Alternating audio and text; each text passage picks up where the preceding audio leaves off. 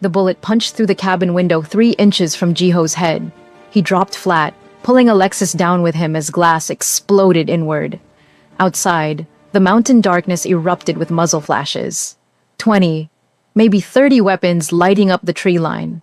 Wheeler was already moving, grabbing the go bag, shoving the encrypted laptop with Alexis's father's files into it. "They found us," Wheeler said unnecessarily. He was at the window, returning fire with controlled 3-round bursts. Counting at least 20 hostiles, military contractors, full tactical gear. Jiho crawled to the weapons cache they'd prepared. 2 days hiding in this cabin, planning how to retrieve the files and expose the conspiracy. 2 days of peace with baby Hyejin sleeping in the other room. And now this. Alexis was already checking her rifle, movements efficient and deadly. How long until they breach? 3 minutes if they're cautious. 1 if they're not. Wheeler ejected an empty magazine, loaded a fresh one without looking. "We can't hold them, not with this many." "We don't have to hold them." Jiho's mind was racing, tactical training kicking in. "We have to survive them long enough to get the files to safety." "Where's the baby?" "Nursery, still asleep somehow." Alexis's voice was tight. She was terrified. He could see it in the way her hands moved just slightly too fast, the way her breathing was controlled but shallow. But she was functioning. That's what mattered. Another volley of gunfire shredded the front wall. Wood splinters and insulation filled the air. They had maybe seconds before the assault came. Jiho grabbed his phone, dialed Minjai. His father answered on the first ring. "They're here. 20-plus military contractors. We need extraction for the baby." Minjai's voice was immediately all business. "Wheeler can drive?" "Yeah. Then he takes Hyejin now, back roads to Seoul. I'll have people meet him halfway. You and Alexis? We hold them. Here. Buy Wheeler time to get clear." Jiho looked at Alexis. She was nodding, already understanding the plan. "Dad, when Wheeler gets there, Amara needs to take the baby somewhere safe, not the penthouse, somewhere they won't find." "Amara already sent Arya to Nigeria. Her cousin's family, the baby can—" "No. Too far, too slow, just somewhere secure. We're coming to Seoul as soon as we can. We need to release these files publicly. It's the only way this ends." "Then end it." Minjai's voice was hard. "I'll mobilize everyone. When you get here, we'll make sure you can broadcast. But Jiho—" "I know." He did. This might be the last time they talked. "Tell Amara I love her. Tell Arya." His throat closed. His 4-year-old sister was safe in Nigeria, far from this nightmare. At least that was something. "Tell them yourself. You're coming back." The line went dead. Jiho looked at Wheeler.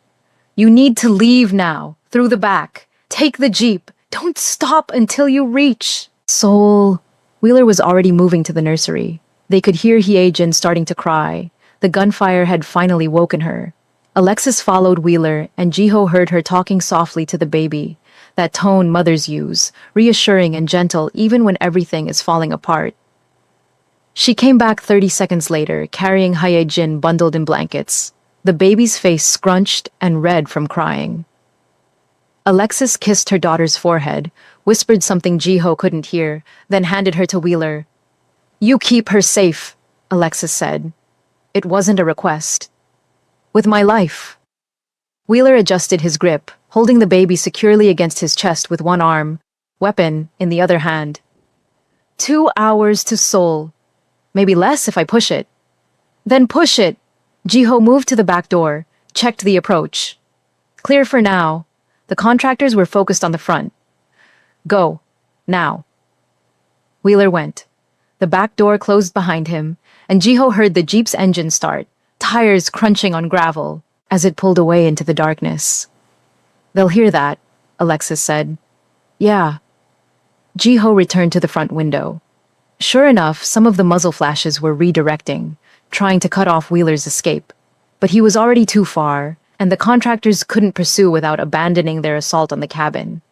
They'd have to choose. Chase the car or finish the people inside. They chose inside.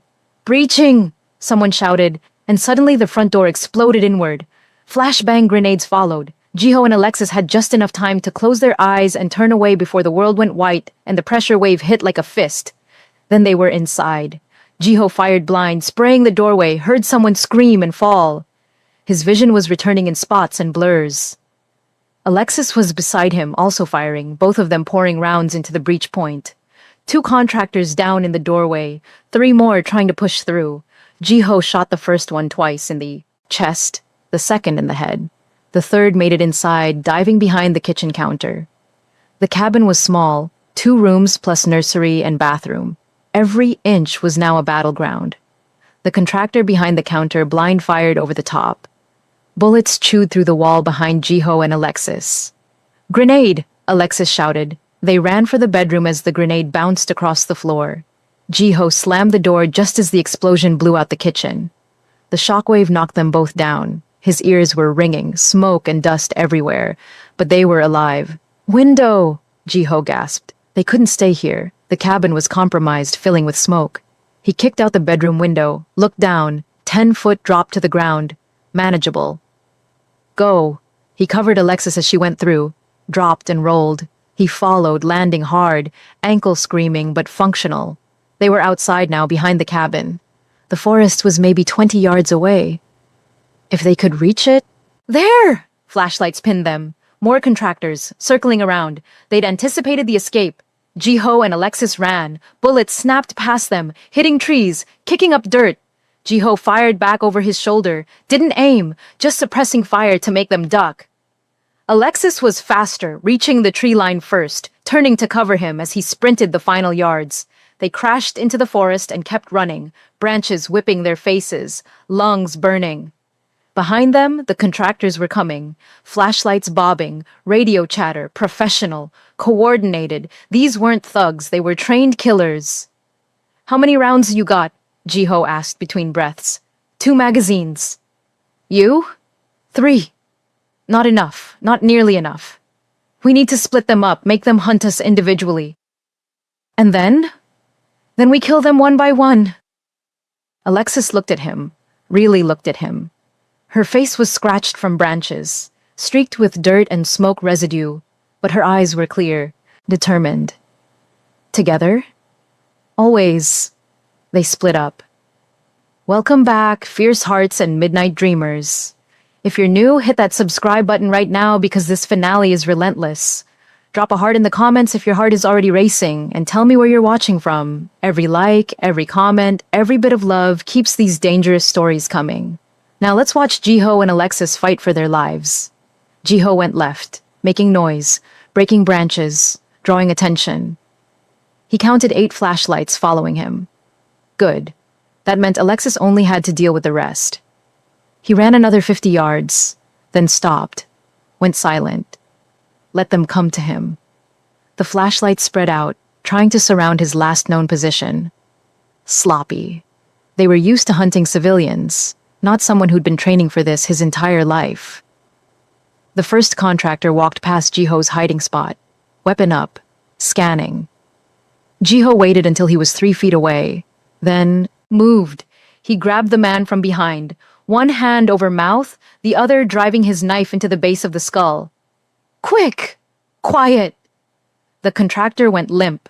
Jiho took his rifle, his ammunition, his radio earpiece.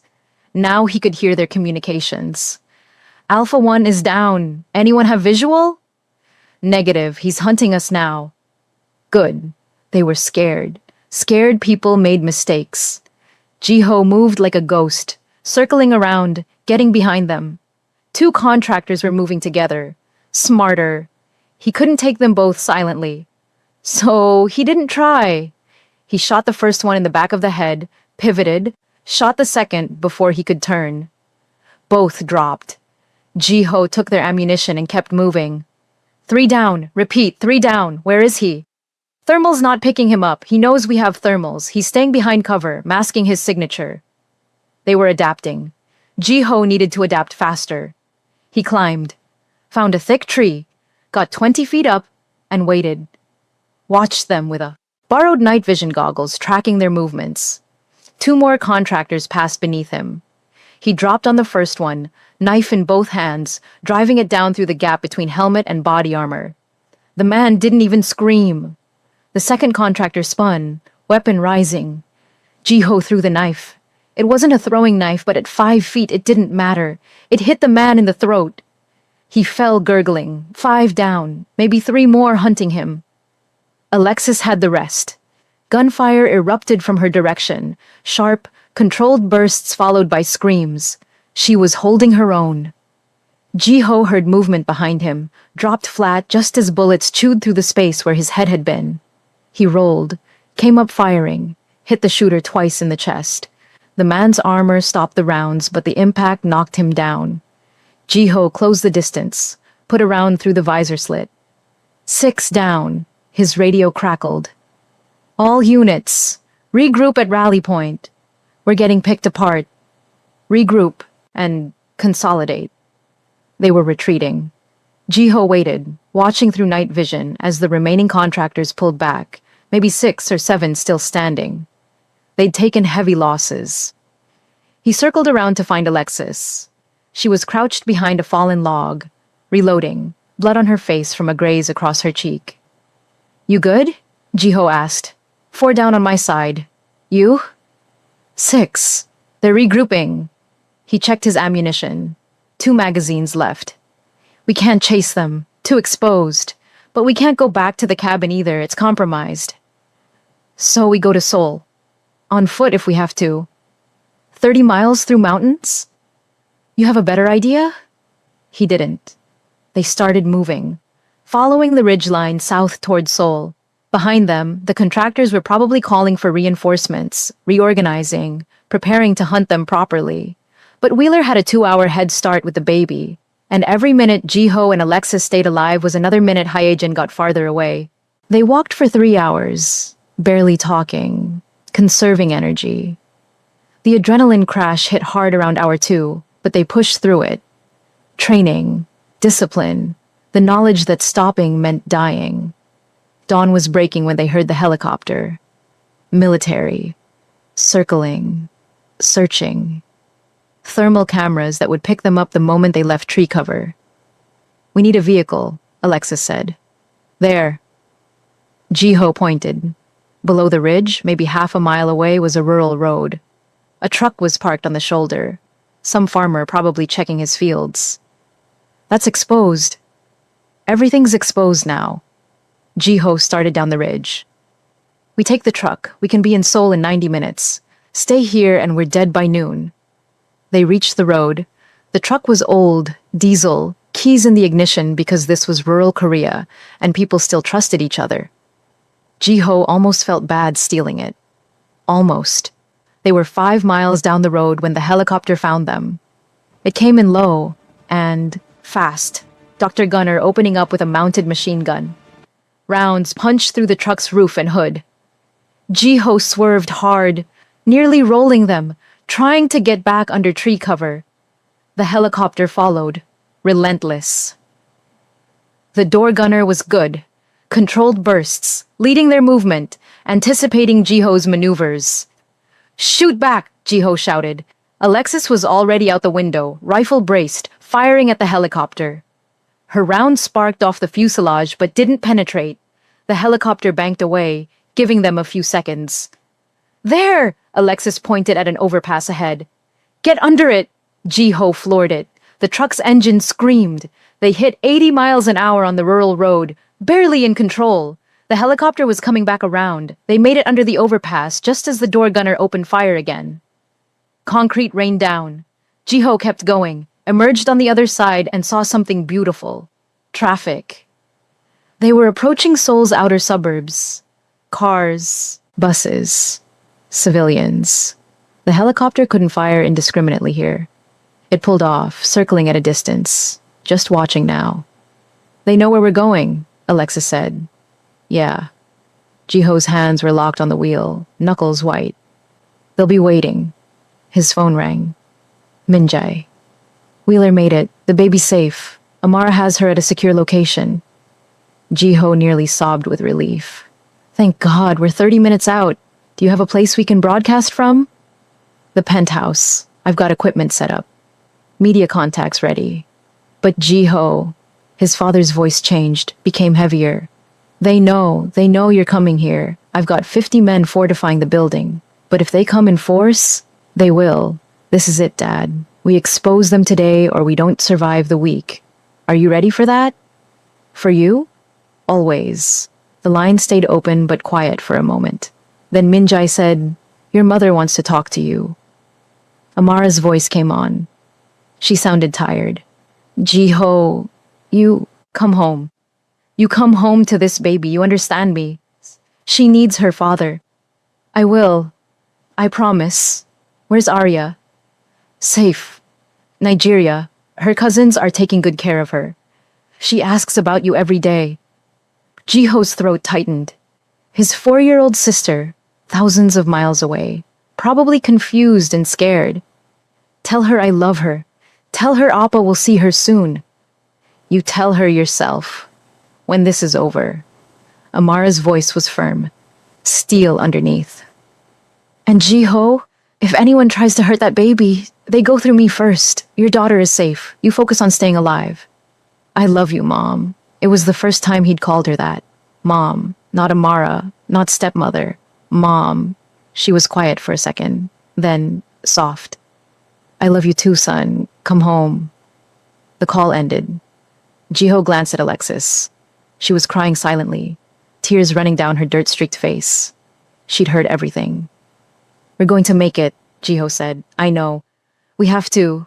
She wiped her eyes with the back of her hand, smearing more dirt.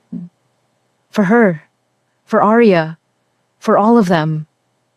They drove into Seoul's morning traffic. The city was waking up. People going to work. Students heading to school. Everyone living normal lives. None of them knew that 2 blood-covered fighters were driving past them, or that a war was about to erupt in the heart of the city. Minjai's building was in Gangnam, 40 stories of luxury apartments and offices.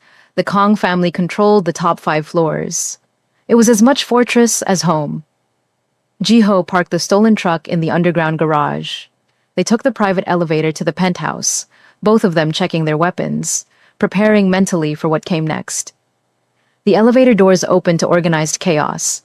Minjai's organization members were everywhere, setting up defensive positions, checking equipment, preparing for siege. The penthouse had been transformed into a command center. Minjai stood by the windows, looking out at Seoul. He turned when they entered. You look like hell, he said. Feel worse. Jiho embraced his father. The older man felt frailer than he remembered. When had that happened? Where's Amara and the baby? Secure location. Amara insisted I don't tell you where. Said if you don't know, you can't be forced to tell. Minjai led them to the equipment setup. Cameras, lights, computer for uploading files. Everything's ready. The files? Alexis pulled the encrypted drive from her jacket. Everything. 20 years of evidence. Treason. Bribery. Murder. Weapons deals. My father documented it all. And the general who killed him? His name is in here, along with everyone else. Alexis's voice was cold. We expose them all today. Now. Then let's begin. Minjai gestured to the camera setup. Media outlets are standing by. When you go live, it'll hit every major network. They'll be forced to cover it. Jiho looked at Alexis. You should do this. It's your father's legacy. Your story. Our story. She corrected. We do this together. They sat before the camera, Alexis holding the drive, Jiho beside her. Minjai gave them a countdown. 3, 2, 1, live. Alexis spoke first. Her voice was steady despite everything. My name is Alexis Chen. My father was Lieutenant Colonel Marcus Chen, United States Army. 2 years ago, he discovered evidence of high-ranking military officials selling weapons and intelligence to enemy nations. Before he could expose them, he was murdered. They made it look like suicide. But it wasn't. It was assassination. She held up the drive. This contains every piece of evidence my father gathered. Names, dates, bank transfers, communication records, everything. I'm uploading it now to multiple secure servers. By the time I finish speaking, it will be public, permanent, undeniable. Jiho watched the upload progress bar. 20%. 30. Outside, the first explosion hit. The building shook. Car alarm screamed. Min-jae's people were returning. Fire from the lower floors. They're here, Min-jae said calmly. Military contractors, maybe 40. They're breaching the lobby. Alexis kept talking. The man who ordered my father's death is General Bradley Morrison. He's here in Seoul right now. He's trying to stop this broadcast. He will fail. 50% uploaded. More explosions. Closer.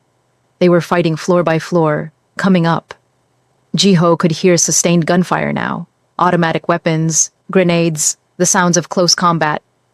How long? Jiho asked. 3 minutes, Alexis said. 70%. The penthouse door exploded inward. Contractors poured through, but Min-jae's organization members were ready. The firefight was immediate and brutal.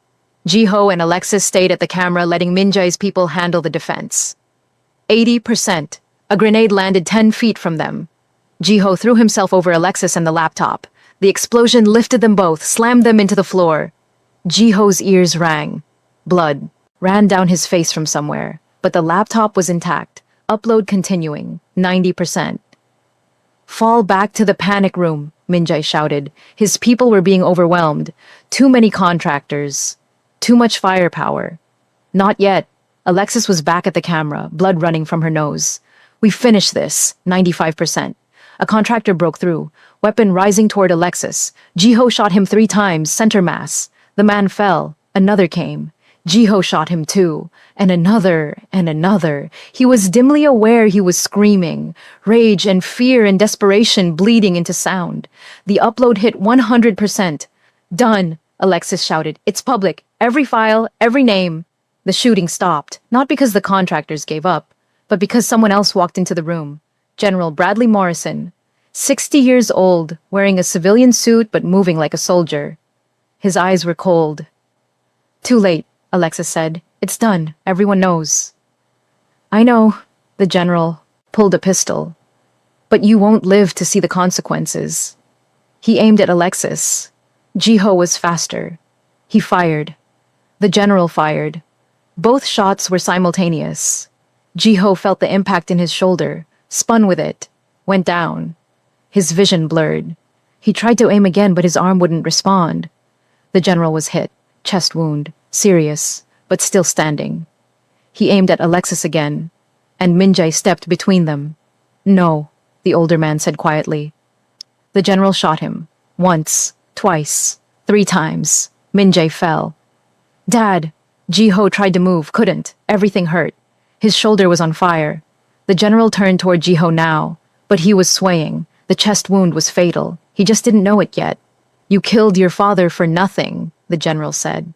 I'll be dead in minutes, but so will all of you. He raised the gun, aimed at Jiho. His hand shook. The shot came from behind him. Amara stood in the doorway to the panic room. She was holding a pistol in both hands. Professional stance. She'd shot the general in the back of the head. He dropped. Amara ran to Min-jae. Jiho crawled to his father, Alexis helping him. They all converged on the fallen man. Min-jae was still breathing. Shallow. Wet. Lung shots. He had minutes. You're okay, Amara was saying, hands pressed to the wounds, trying to stop bleeding that wouldn't stop. You're okay, baby. You're okay. Amara. Min-jae's hand found hers. Blood bubbled at his lips. Where's Hyejin? Safe, with your people. 3 floors down, safe. Good. His eyes found Jiho. You did it. Files? Public? Yeah, Dad, we did it. Everyone knows. It's over. Good. Min-jae smiled, blood on his teeth. Take care of Arya. She's your sister, your responsibility now. I will, I promise. And Amara? Min-jae's breathing was getting shallower. Love of my life, I'm sorry. Don't you dare, Amara said fiercely. Don't you dare apologize. You saved them. You saved our family. I love you. I love you so much. Love, you... Min-jae's eyes closed. His breathing stopped. He was gone. Amara screamed. It was a sound Jiho had never heard from her. Raw, primal grief. She held Min-jae's body, rocking, sobbing. Jiho looked away. His shoulder was bleeding badly. Alexis was tying a tourniquet, her hands shaking. We need to move, she said. We need medical. Now. The baby first. Where is she? 3 floors down, safe room. Your father's people are with her. Jiho forced himself to stand. The world tilted, but he held on. They needed to get to Hyejin, needed to get Amara out, needed to... The explosion came from below. The entire building shook. Fire alarms screamed. Emergency lighting kicked on. They rigged the building, Alexis said. They're bringing it down. Everyone out, Jiho shouted. Now, the building's coming down. Minjai's surviving organization members, maybe 10 of them, started evacuating. Amara refused to leave. Minjai's body. Mom, we have to go. I'm not leaving him. He's gone. We need to save the living. Jiho pulled her physically away from the body. She fought him, screaming, but he was stronger. Alexis, go. Get the baby. I've got Amara. They ran for the stairs. The elevators were death traps now. 37 floors down with a burning building and a wounded shoulder and a grieving mother who kept trying to go back. They made it down 3 floors when they found the safe room. Minjai's people had Hyejin. The baby was crying, terrified by the alarms. Amara took her automatically, maternal instinct overriding grief.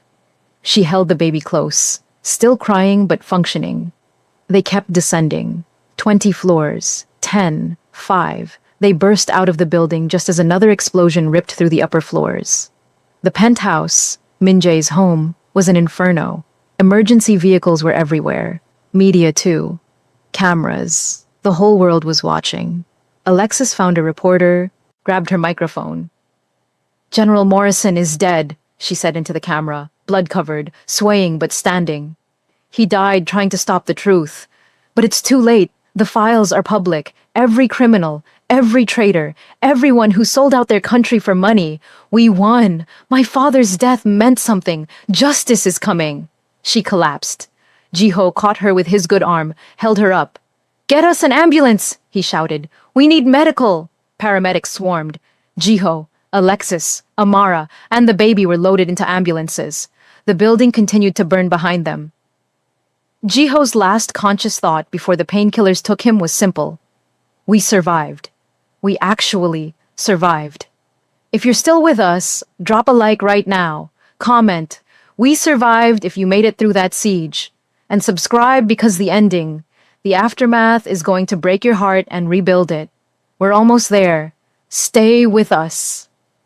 3 days in the hospital, surgery on Jiho's shoulder. Alexis treated for concussion and smoke inhalation. Baby Hyejin checked thoroughly, miraculously unharmed. Amara barely left the baby's side. She'd shut down emotionally. Functioning, but hollow. Wheeler visited daily, helping with whatever they needed. The news was wall-to-wall coverage. The files had exposed dozens of high-ranking officials. Arrests were happening globally. Congressional hearings announced. UN investigations opened. Alexis's father was being posthumously cleared, honored. The army issued an official apology. They'd won, but it didn't feel like victory. Minjai was gone, and Amara was broken. On the 4th day, they held a small private funeral. Just family and close associates. Arya flew back from Nigeria with her aunt. The 4-year-old didn't understand why Daddy wasn't coming home. Jiho gave the eulogy. He tried to keep it together. Failed. He saved me when I was 8 years old, Jiho said, voice cracking. I was being hunted. My father, my biological father, had just been killed. The Song family was going to execute me. And Minjai Kang, who owed me nothing, who had no reason to risk everything, stepped in, took me in, raised me as his son. He had to stop. Breathe. Continue. He taught me strength. Discipline. Honor. He taught me that family isn't blood. It's choice. It's who you protect. Who you die for. Jiho looked at Amara, holding baby Hyejin. Arya pressed against her side. He died protecting his family. He died making sure we could expose the truth and survive. And I will spend the rest of my life trying to be worthy of that sacrifice, of the father he was, of the man he showed me how to be. He broke down completely. Alexis came to the podium, held him, finished for him. Minjai Kang was a complicated man, she said. He built an empire, made hard choices, did things most people would judge. But he loved fiercely, protected absolutely, and when it mattered most, he gave his life so others could live. That's what I'll remember. Not the crime lord, the father, the man who stood between evil and the people he loved. They buried him beside the ancestral plot in Seoul. Private ceremony, no media, just grief. Afterward, Amara stood at the grave for a long time. Jiho stood with her, holding Arya's hand. The 4-year-old was clutching a drawing she'd made for her daddy, stick figures of their family, everyone smiling. I can't do this, Amara said finally. I can't function without him. I don't know how. You'll learn, we'll help. I keep forgetting he's gone. I wake up expecting him beside me. I reach for my phone to call him. And then I remember, she looked at Jiho. How do I live with this? One day at a time, 1 hour if you have to. And you remember what he died for. Us, this family. We honor that by living, by being there for Arya, for Hye-jin, by being the family he wanted us to be. Amara nodded, but her eyes were empty. They went home. Or what was left of home. The penthouse was destroyed. They moved into a smaller property Minjai owned across the city. Life continued, but wrong, muted, like the color had been drained from everything. Wheeler helped. He'd become part of the family almost by default. He played with Arya, helped with the baby, gave Jiho and Alexis space to grieve and heal. What will you do now? Wheeler asked Jiho one evening. They were on the balcony, watching the city lights. I don't know. My father's organization. Some of them want me to take over. Continue what he built. But I don't know if I can do that. What do you want? Peace. For the first time in my life, I just want peace. For my daughter to grow up without fear. For Arya to have a childhood that doesn't involve hiding from enemies. Jiho sipped his drink. My father spent his life building this empire. Maybe I need to spend mine transforming it into something different. What would that look like? I don't know yet, but I'm going to find out. 2 weeks after the funeral, Jiho called a meeting. Every major family in Seoul, every organization that had worked with or against Minjai. He invited them all to neutral ground. 70 people showed up. Crime lords, gang leaders, people who'd spent decades fighting for territory and power. Jiho stood before them with Alexis beside him. He was Minjai's heir. They had to at least listen. My father built this world you all live in, Jiho said. He made alliances, fought wars, created systems that kept all of you in business. But he paid the price for that world. He's dead.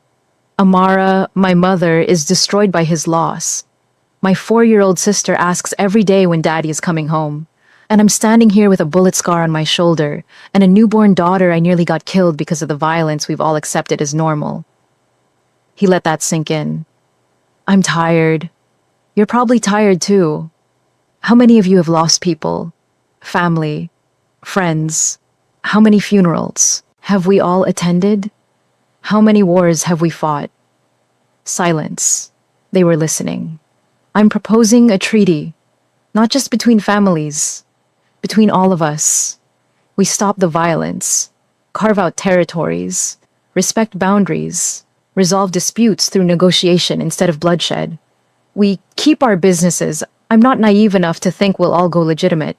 But we stop killing each other. We stop making our children grow up afraid. And if someone breaks the treaty, someone asked, then everyone else responds. Together, we enforce peace collectively, make it too expensive to break. Why would we agree to this? Because I'm Minjai Kang's son, because I control his resources and alliances, because I'm offering you peace, but I'm also capable of war, and because I think most of you are as tired of the violence as I am. I think you want your children to inherit something better than constant conflict. He waited. The room was silent.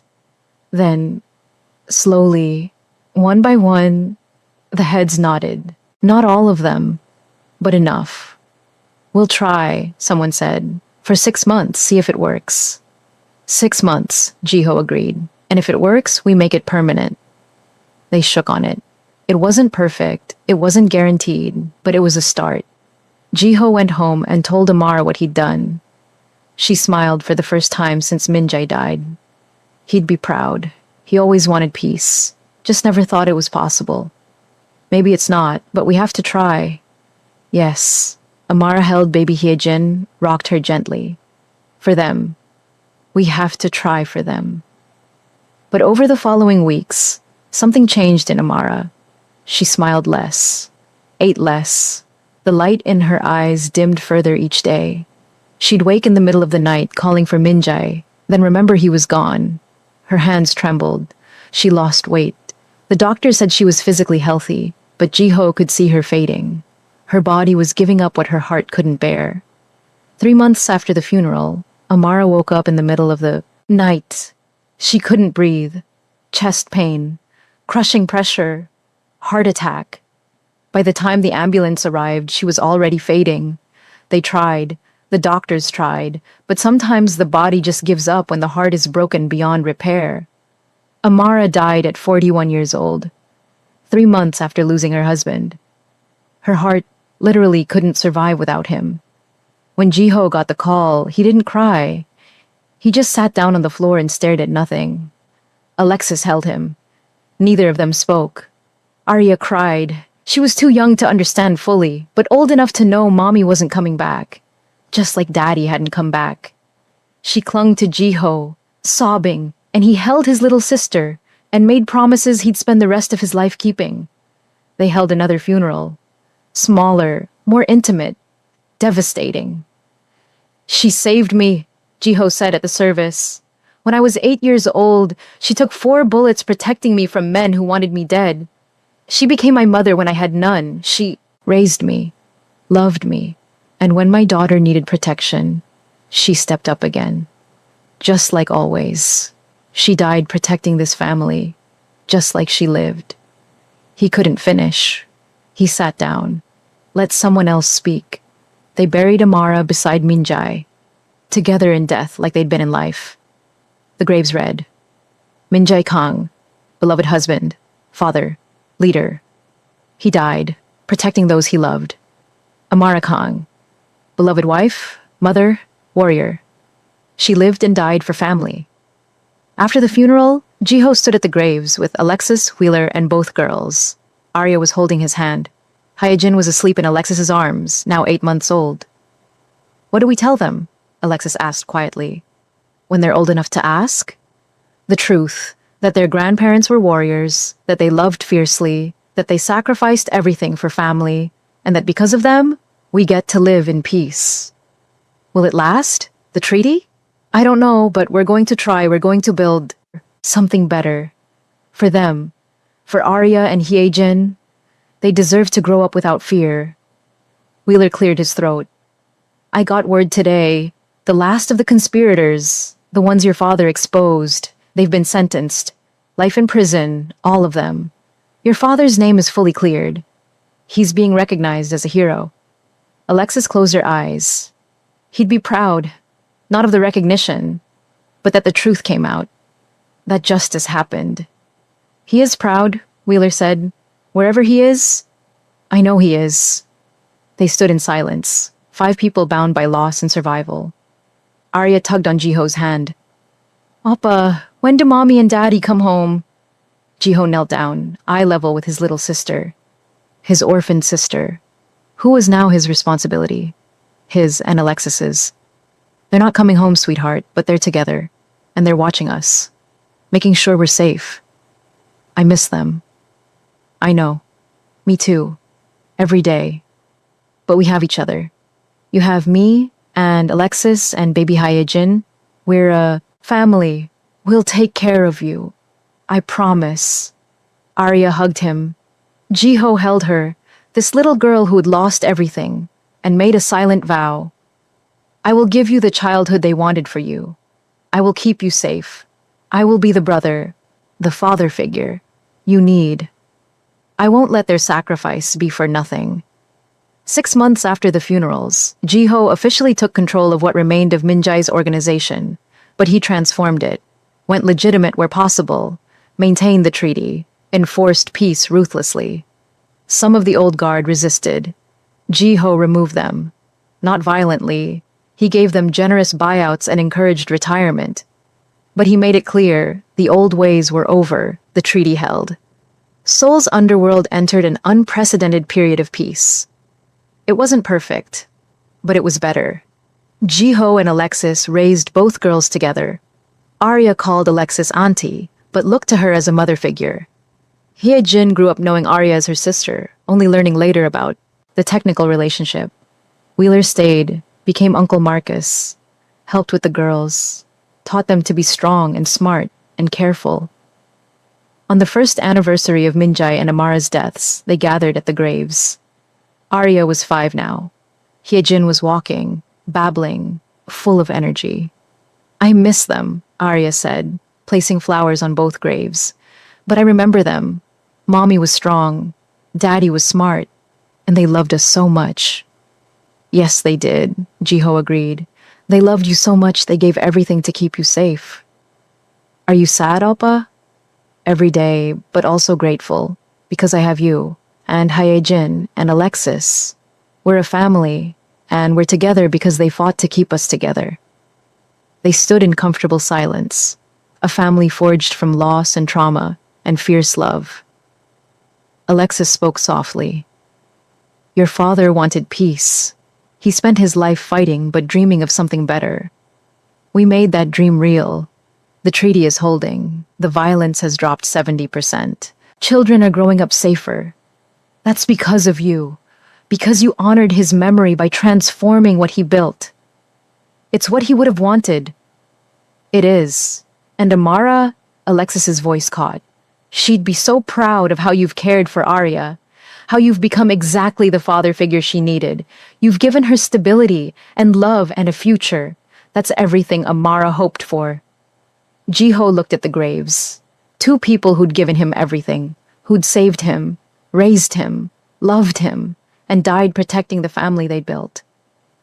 I wish they could see this, he said. See the girls growing up. See the peace.